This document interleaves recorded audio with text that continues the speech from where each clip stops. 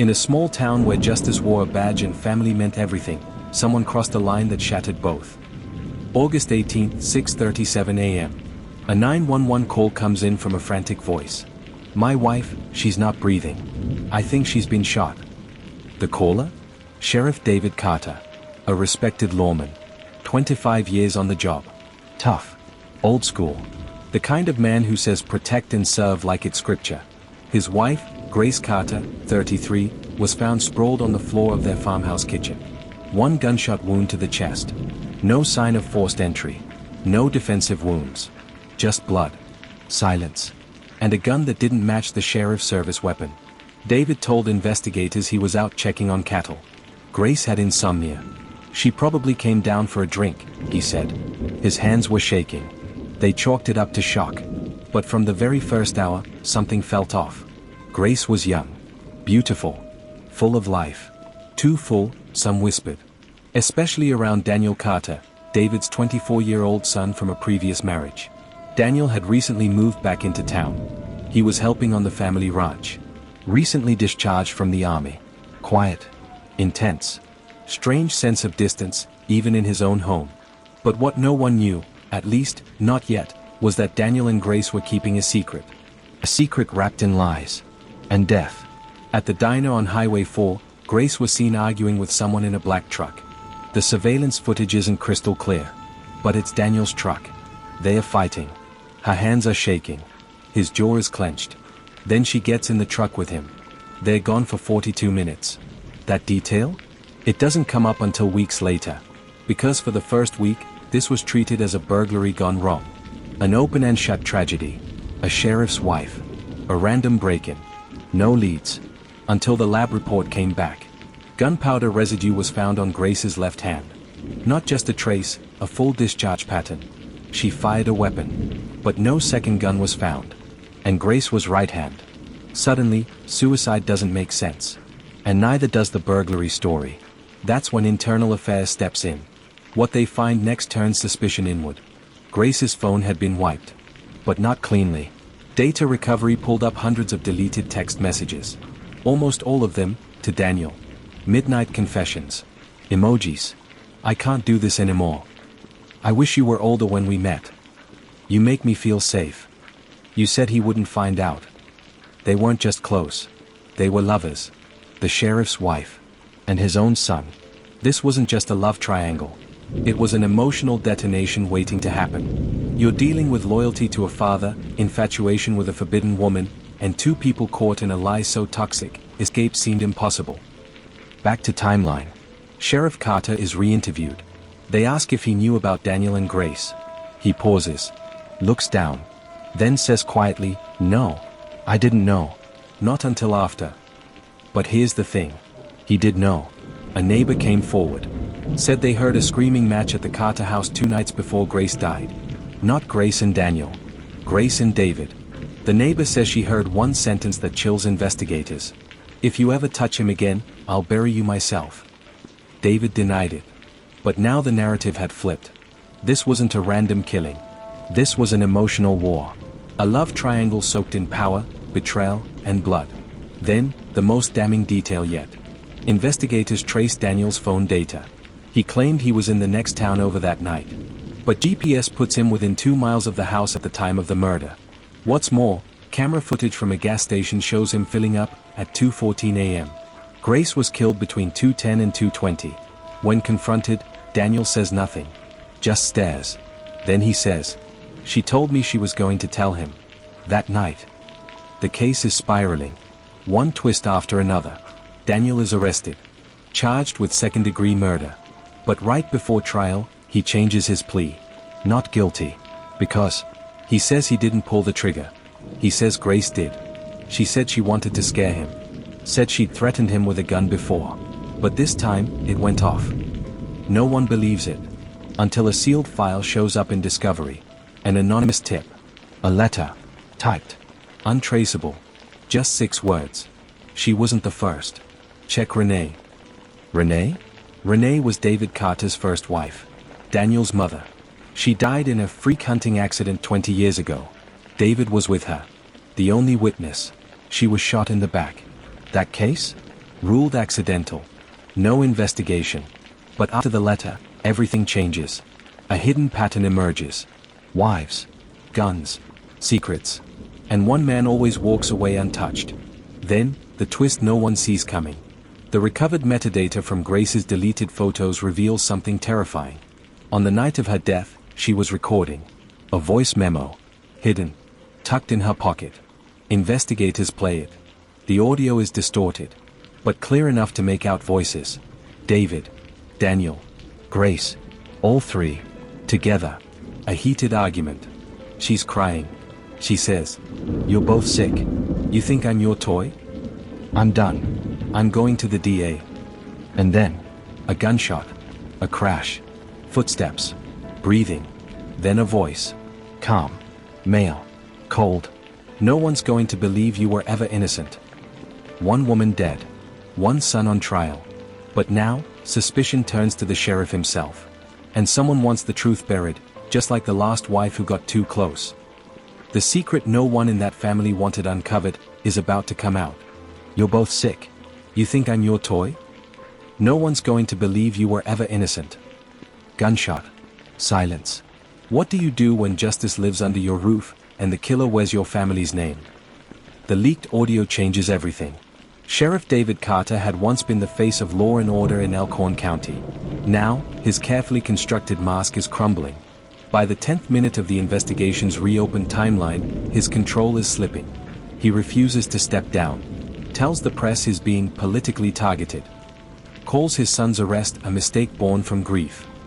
But agents with the State Bureau are no longer buying it. They review the case from the beginning. Every time David gave an order. Every piece of evidence handled under his watch. One officer mutters, "We've been chasing shadows.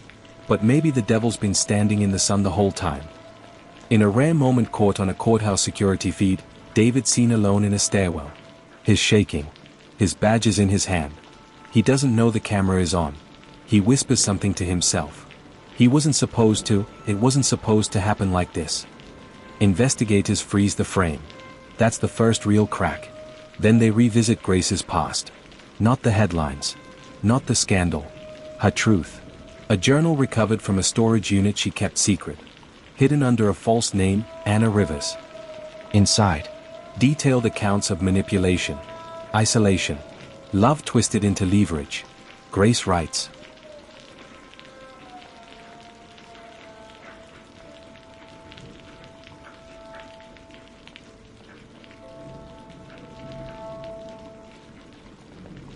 Let us know your thoughts in the comments below. And if this story shocked you, like and subscribe to True Crime Series for more cases that expose the darkest corners of human nature.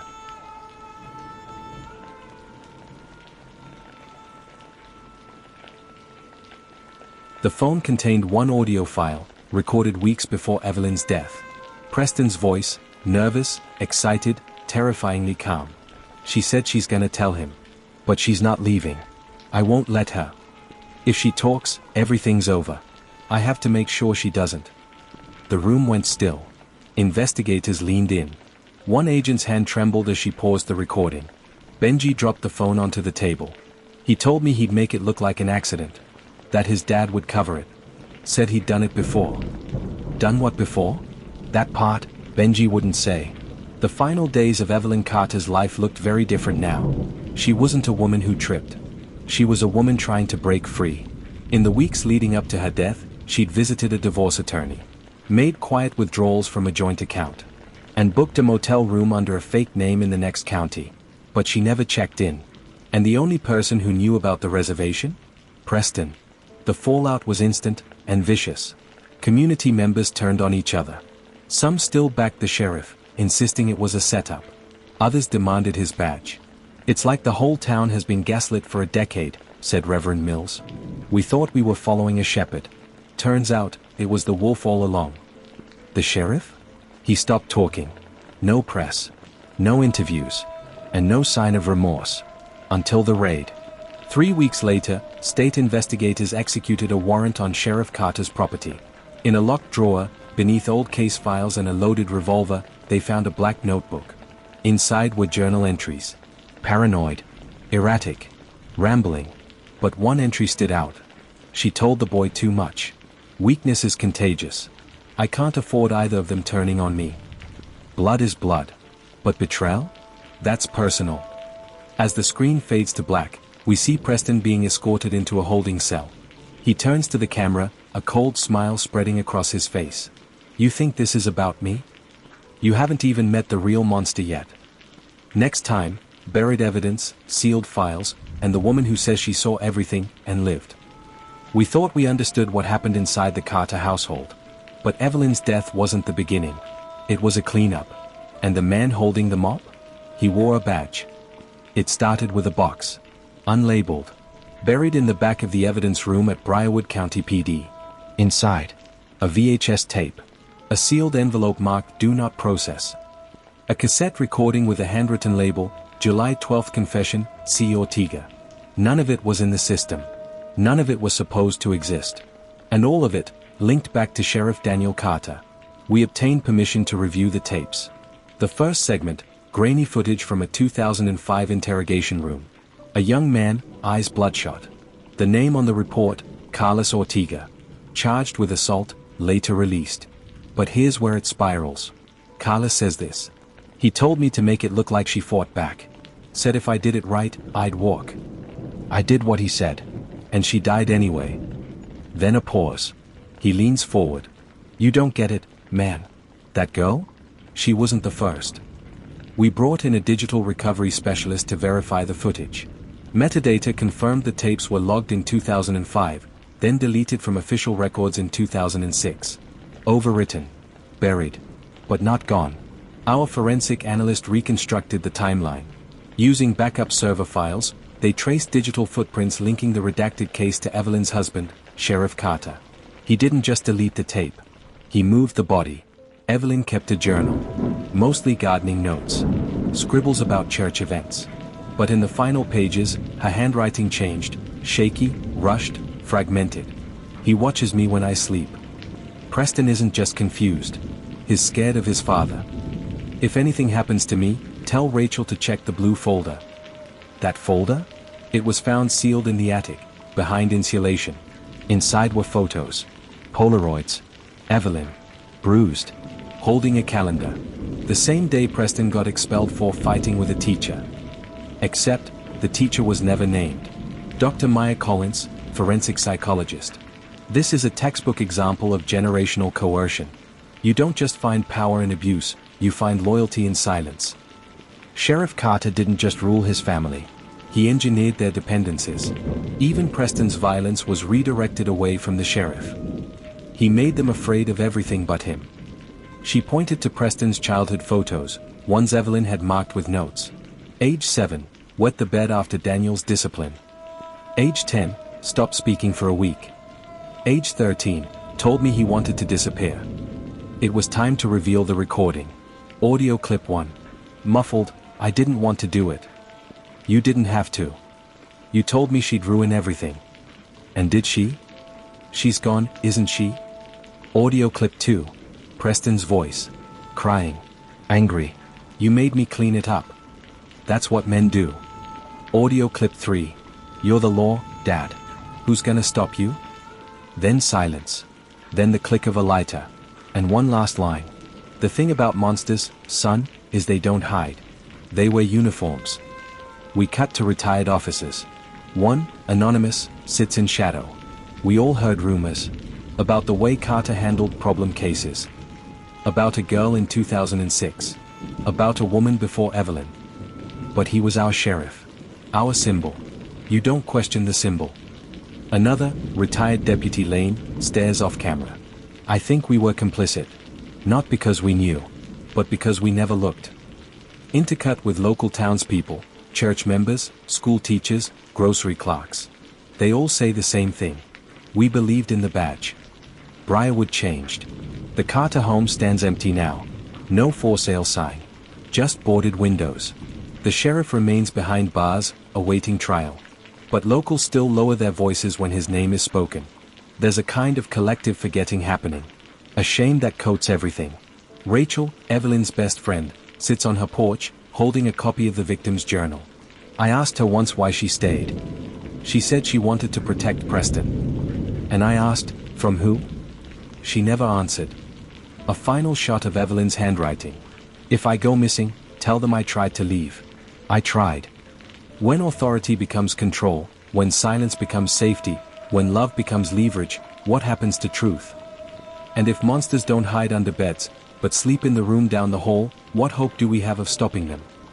Subscribe to see what investigators uncovered in the woods behind Carter's cabin, unsealed evidence that could open 2 cold cases and point to a second killer.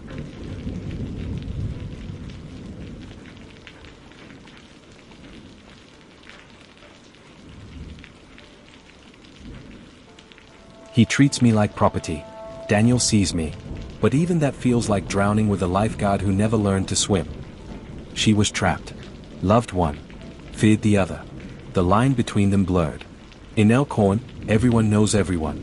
And everyone knew something was wrong in that house. But no one said a word. Why? Because David Carter was untouchable. He helped bury bodies. Quiet scandals. Even whispered away domestic violence calls, including his own. He's the sheriff. You don't cross him, one bartender says. Especially if you're a woman. And Grace? She smiled in public. Laughed at church. But her eyes were always distant. The town noticed. No one asked why. Grace came from nothing. Married David when she was 22. He was 45. He gave her security. Respectability. But not freedom. She stopped going to yoga. Stopped painting. Stopped calling her sister in Georgia. One friend says. She told me once, it's like I live in a movie someone else is directing. I didn't know what she meant until now. By now, the investigators are no longer just chasing leads. They're confronting betrayal within their own ranks. Turns out, 2 deputies knew about the affair months before Grace died. They never reported it. One of them? Deputy Mark Leland. David's hunting buddy. Godfather to Daniel. In an internal memo, Leland admits. David told me he was handling it. Said he'd take care of it before it became a problem. What did take care of it mean? No one asked. Until now. The deeper they dig, the darker it gets. Grace once filed a police report, harassment. She never named the person. The report never made it into the system. Suppressed. And when she called the domestic abuse hotline in June, that call was traced. To the sheriff's department. 2 days later, her phone was accidentally wiped in an IT checkup. Power silencing victims. Not in the shadows, but in plain sight. Digital forensics cracks Daniel's backup drive. Messages from David to Daniel, deleted but recoverable. David, we'll fix this. I won't let her ruin you. We can make it look like she snapped. Be calm. Trust me. Those messages? Dated 1 day before Grace's death. Daniel's alibi, being out of town? It was fabricated. David signed a fake logbook entry at the local highway checkpoint. Stamped it. Filed it. He created a paper trail to protect his son. Or maybe himself. Grace's sister, Maya, finally agrees to an interview. She hadn't spoken in public since the murder. She breaks down on camera. Grace was going to leave. She told me the week before. She had a storage unit, a bus ticket, and divorce papers. She told me, if anything happens to me, tell them to start with David. I didn't. I was too scared. If Grace was ready to leave, if she had proof, if David found out, was she silenced? Or did Daniel pull the trigger in a moment of chaos, and David cleaned it up? Theories divide the town. Divide the team. But then comes the breakthrough. A security system backup from a nearby horse farm accidentally captured an infrared recording that night. At 2:17 a.m., a vehicle drives off the Carter property. It's not Daniel's truck. It's David's unmarked department SUV. The very vehicle he swore was in the garage all night. Now he's not just lying. He's fleeing the scene. The legend of the righteous sheriff is dead. In its place, a portrait of masculinity weaponized, family used as leverage, and institutions bending to shield their own. An officer says, we're taught to believe the badge means truth. But sometimes, the badge is just armor for the worst kinds of predators. A final forensic review is ordered. The DNA on the gun. Initial results showed Daniel's and Grace's fingerprints. But under the trigger? Sweat. Skin cells. It's David's. The gun wasn't from Daniel's safe. It was registered to an unsolved burglary from 2 years ago, one that David had investigated. He stole it. Held onto it. Used it. But then, one final twist. A technician runs a paternity check out of protocol curiosity. Grace's unborn child? Not Daniel's. Not David's. If the baby wasn't his, or his, then who was the third man in Grace Carter's life? There's one more player in this game of lies and blood. Someone no one suspected. And when his name comes out, this whole town is going to burn. Want to go deeper into the mystery of the baby's real father, and the man who may have been pulling the strings all along? Last time, we learned the sheriff's wife didn't just die. She was erased. By someone who knew how to bury secrets deep. But what happens when the person doing the digging realizes the rot starts inside their own home? The sun had barely risen over Briarwood when the 911 call came in. Sheriff Daniel Carter's voice, stoic, controlled, crackled through the dispatch line. I found her cold. There's blood. I think she fell. His wife, Evelyn Carter, was face down at the bottom of the stairs. No sign of forced entry. No struggle. Just silence, and a long smear of red across the banister. From the outside, it looked like tragedy. But inside the house, there were cracks in the story. And blood in the seams. Then came the texts. Investigators, combing through Evelyn's phone, stumbled across a name that didn't belong. Preston. Her stepson. It started as concern, are you okay? You seemed scared last night.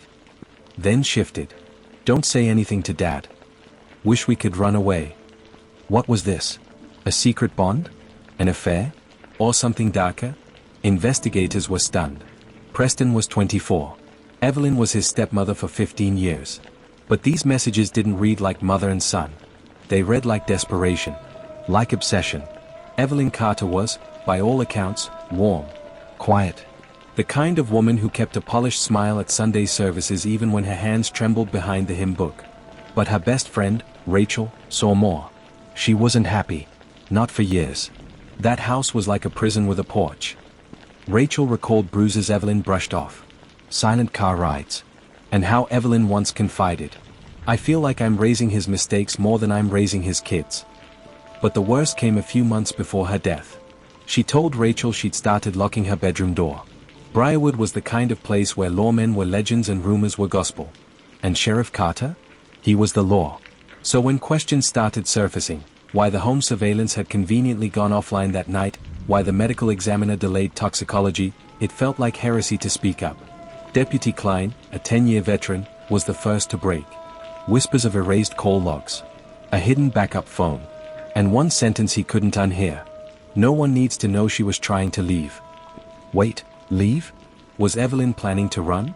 And if so, who stopped her? Then came the contradiction. Sheriff Carter told detectives he was working late the night Evelyn died, wrapping up paperwork from a stolen tractor report. But the timestamps on the station's keycard system told a different story. He clocked out at 7:43 p.m. Evelyn was found at 8:12. Plenty of time to get home. Plenty of time to stage a scene. Then they found the voicemail, never sent, saved in Evelyn's phone drafts. Daniel, if you ever hear this, I know what Preston did. I won't stay quiet anymore. Silence. And then, static. The twist came from an unexpected source. Preston's childhood friend, Benji Reyes, showed up at the sheriff's office unannounced. Visibly shaken. Clutching an old phone. I can't carry this anymore.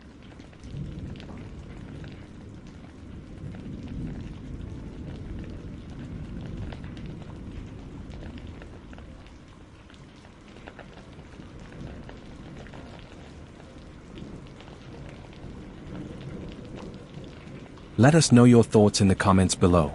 And if this story shocked you, like and subscribe to True Crime Series for more cases that expose the darkest corners of human nature.